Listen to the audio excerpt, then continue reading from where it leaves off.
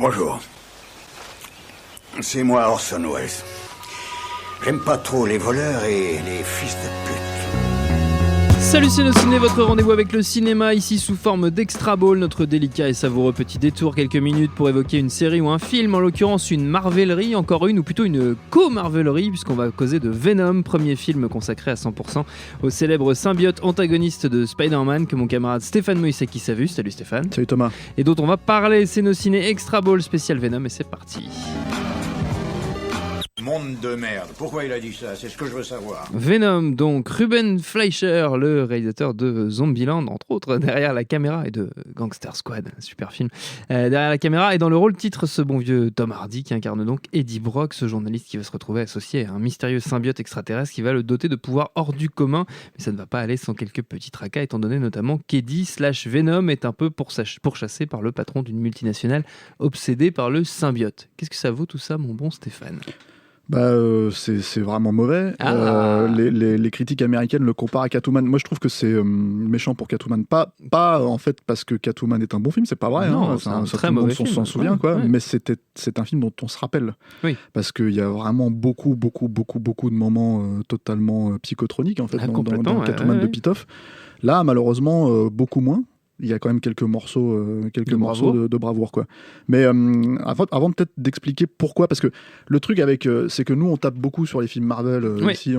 Finalement, je sais pas si on est les seuls dans la critique, parce que c'est pas vrai. Mais le truc c'est que c'est une grosse constante qu'on nous reproche pas mal. Oui. Et peut-être pour les gens qui sont pas forcément versés dans la façon dont ces films-là sont produits. Faire une distinction en fait entre Marvel et Marvel, c'est-à-dire la façon dont certains personnages en fait appartiennent à proprement parler à Marvel, et en fait c'est eux qui les développent dans la logique du MCU. Et la façon en fait dont des contrats du passé les empêchent en fait d'avoir certains persos. Et c'est notamment le cas de Venom qui pour pouvoir l'utiliser par exemple dans le MCU comme ils utilisent maintenant Spider-Man avec Tom Holland, ils doivent faire un contrat, ils doivent passer un contrat avec Sony, voilà. C'est un peu le même problème avec Fox, sauf qu'ils n'ont pas passé ce contrat, puis ça va être réglé plus ou moins maintenant puisque Fox a été racheté par Disney.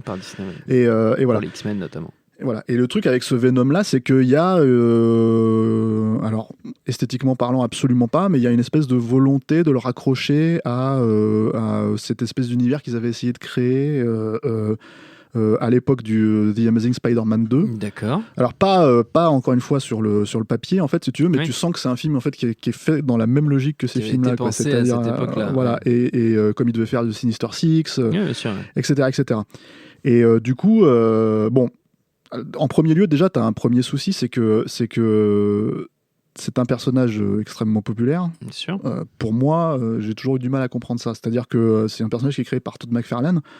Et Todd McFarlane, le créateur de Spawn, qui est aussi connu pour ça, je vais peut-être me faire arracher la tête dans les commentaires, mais voilà, c'est un peu le versant beauf du comic book pour moi. Tu vois, c'est un peu. C'est le versant gros sabot, quoi. Voilà, et il a un côté. J'ai toujours trouvé le design du perso, la façon d'utiliser le symbiote, tout ça, etc. En fait, qui était une espèce de dérive en fait du Black Spidey, etc. Qui ne c'est une espèce de version surmusclée, survitaminée en fait de Spider-Man en méchant, quoi. Et j'imagine en fait parce que je connais pas assez bien les comics pour le coup pour pousser la logique, quoi. J'ai vraiment connu ça au début. J'imagine donc qu'il y a une raison à en faire un espèce d'anti-héros principal. Et dans ce cadre-là, utiliser Tom Hardy, c'est pas forcément une mauvaise idée. Le problème en fait, c'est que comme c'est un film un peu tout public, et comme c'est les réalisateurs de Zombieland et d'une autre comédie qui s'appelait 30 minutes maximum, je crois, qui est une comédie d'action qui est sortie direct en vidéo, je crois, chez nous, il y a beaucoup d'humour. Ouais. Et disons que Tom Hardy, déjà, n'est pas le talent le plus comique On ne peut pas dire. qui soit. Même si dans l'absolu, il est plus ou moins bien employé comme ça dans Mad Max, par exemple, quand il y a des petits moments, mais c'est vraiment de l'humour très subtil, en fait, très spécifique. Voilà. Là, en fait, il y a des grosses scènes avec des gros sabots où tu as l'impression que Ruben Fleischer se dit mais là, je fais ma scène à la Blake Edwards, tu vois. Et en fait, il lâche Tom Hardy en roue libre. Et donc, tu as notamment, parce que comme il découvre ses pouvoirs, en fait, il vient de se faire assimiler par Venom et par le symbiote, il a faim tout le temps. Et du coup, en fait, il se retrouve dans les endroits où il se met à bouffer du cru, du machin, etc., etc. Et en fait, il retrouve sa dulcinée qu'il a perdue au début du film, dans une scène absolument aberrante enfin, tout tombe à plat, et en même temps, c'est vraiment embarrassant pour Tom Hardy, où il se retrouve à bouffer, Enfin, la scène se termine dans un comment t'appelles ça, dans un tank, dans un énorme aquarium, en fait, dans un restaurant où il est en train de bouffer des homards crus, quoi. Et donc c'est des trucs comme ça. Effectivement, pourquoi? C'est le problème. C'est aussi un film dont on sait que, parce que Tom Hardy l'a dit en promo avant de se faire, ont coupé toutes les scènes qui l'intéressaient. Lui était bien aimé. Voilà, je sais pas trop en fait ce que ça voulait dire par rapport à la qualité finale du film. Oui. Voilà, c'est un film qui dure longtemps, qui dure 1h50 quand même, mais qui est quand même malgré tout assez expéditif dans son récit.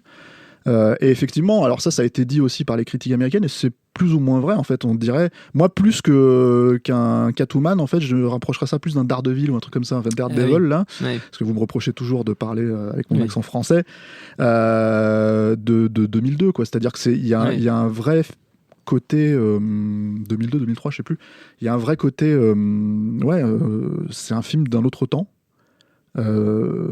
extrêmement, comment dire, mal branlé, impersonnel, avec un acteur qui est pas du tout à sa place dans ce personnage-là. Dans ce rôle. Et c'est un espèce de, c'est un film. Alors peut-être qu'en 2002 ça allait, ça passait, tu vois, mais enfin pour moi non, mais pour pas mal de critiques c'était pas aussi décrié. Oui. Mais là effectivement en 2018 c'est très bizarre.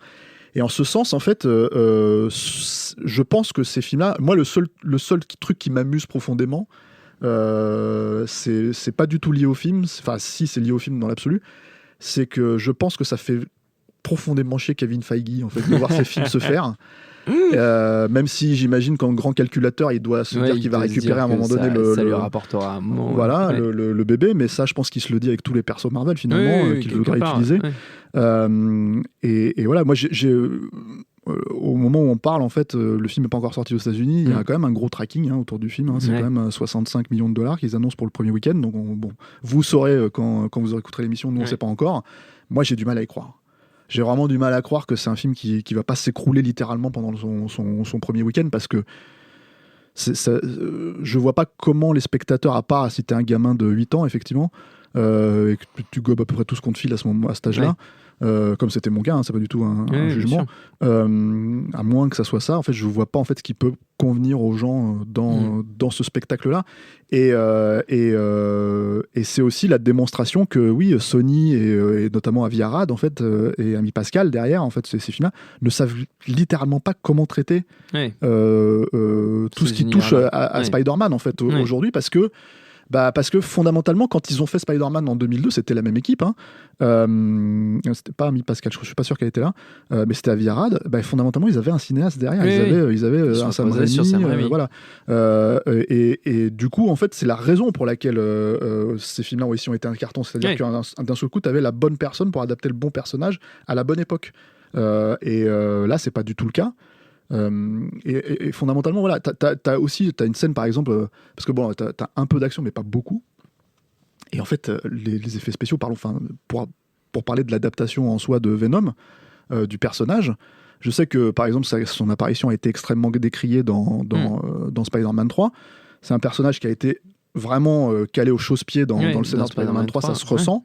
Moi, le gros problème que j'ai avec ce personnage-là dans Spider-Man 3, c'est pas tant le personnage de Venom, le design, la façon dont on l'intègre dans les scènes d'action à la fin, mais vraiment l'interprète Topher Grace qui est lamentable en fait dans le film, quoi, qui est nul en fait dans le rôle de Eddie Brock. Et là en fait mais malgré tout je trouvais que le design en termes d'effets spéciaux ça se posait là, quoi. Là je trouve que ça va, je pense que, j'espère en tout cas, que ça va peut-être remettre un peu de lumière sur Spider-Man 3 et montrer que finalement tout est relatif, tu vois, et que le personnage était plus ou moins quand même, en tout cas en termes de stylistique et en termes visuels et en termes était mieux adapté que là, parce que t'as notamment un combat à la fin Alors entre Venom et Riot, qui est un autre personnage Oui. de symbiote en fait, et t'as un combat en fait, mais qui renvoie, enfin incompréhensible en fait, littéralement incompréhensible parce que c'est que du numérique et c'est un fatras d'encre noire en fait qui s'entrechoque quoi, et ça renvoie un peu au combat final de Hulk de Ang Lee. Qui était pareil, imbitable en fait. C'était complètement, Hulk qui se battait contre ce qu'on perd, mais qui était une espèce de force, enfin, pas un pec cosmique, je sais pas ce que c'était exactement, mais c'était tellement bizarre. incompréhensible, tu savais pas trop ce qui se passait, quoi. Très conceptuel. Mais là, tu sens que chez Ang Lee, c'était fait exprès. Alors, mais bon, ça marchait pas, mais c'était fait exprès. Alors que là, tu sens que c'est juste en fait un type qui sait pas gérer ça, quoi. Et les effets spéciaux qui se démerdent avec ce qu'ils ont à faire, quoi. Donc voilà. C'est un film c'est un film qui est vraiment tiré par le bas par tous ces choix en fait, comment dire, dont j'ai parlé, c'est-à-dire, je pense en premier lieu, Tom Hardy ne colle pas vraiment au rôle, en tout cas dans la façon d'essayer de le décrire. T'as quand même l'impression de voir un pouilleux en fait pendant tout le film, ce qui pose pas de problème quand c'est Mad Max, mais quand c'est Venom, un personnage quand même censé être un journaliste d'investigation. Voilà, ça marche pas trop. T'as comment dire, alors les scènes d'action, comme je disais, t'en as une autre, t'as une poursuite en fait dans les rues de San Francisco qui sont, mais c'est la seconde équipe et ça se voit en fait comme le nez au milieu de la figure, avec plein de plans d'un seul coup au ras du bitume, machin, etc. Mais qui pareil en fait, elle est montée de manière complètement incompréhensible, c'est Daredevil quoi. Je te dis, c'est vraiment ces scènes là quoi. Et sans Colin Farrell. Voilà, et sans Colin Farrell, sans Ben Affleck. Et après, une espèce de scénar qui pose les bases, mais qui pose pas grand-chose, et qui en plus essaye à un moment donné, se rappelle en cours de route qu'il faut créer un univers autour de ça. Ouais. Et donc, il se permet deux easter eggs. Alors, une qui est de toute évidence connectée au film. Donc, je laisse la surprise aux gens, si tant est que ce film-là existera, si on voit une suite. Et un autre easter egg qui est lié aux dessins animés qui vont sortir à Noël, là, Spider-Man Into the Spider-Verse, je sais pas quoi, qui n'a l'air d'avoir littéralement aucun rapport. En tout cas, il ne le colle pas du tout à Venom. Mais qui, bon, moi j'ai un gros problème avec l'animation de ce que je vois pour l'instant, mais qui pourrait, comment dire, être leur porte de sortie pour justement garder cet univers chez Sony et le développer un peu mieux, quoi. Moi, je suis pas super convaincu par le truc. Donc voilà.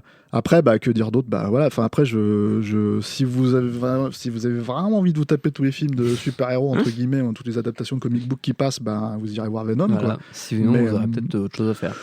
Ouais, et puis, vous pouvez, je pense qu'en fait, tu peux vraiment zapper le film. Hein. On dirait une série télé, on dirait un truc de série télé. Moi, les Marvel de Netflix, ce que j'en ai vu, c'est pareil. Je trouve ça laid comme c'est pas permis, très peu adapté. Là, c'est la même chose, mais avec du numérique. Donc, très bien. Donc voilà. Donc Venom, voilà. En ce moment au cinéma, si vous avez besoin de vous abriter de la pluie, par exemple, ça peut servir. Mais sinon, pareil qu'il fait froid cette semaine. Voilà. Donc sinon, il n'y a pas beaucoup plus d'utilité que ça. Merci beaucoup Stéphane, merci à Quentin à la technique, à l'antenne pareil pour l'accueil, binge.audio pour toutes les infos utiles. Et puis on vous dit à très vite. Binge.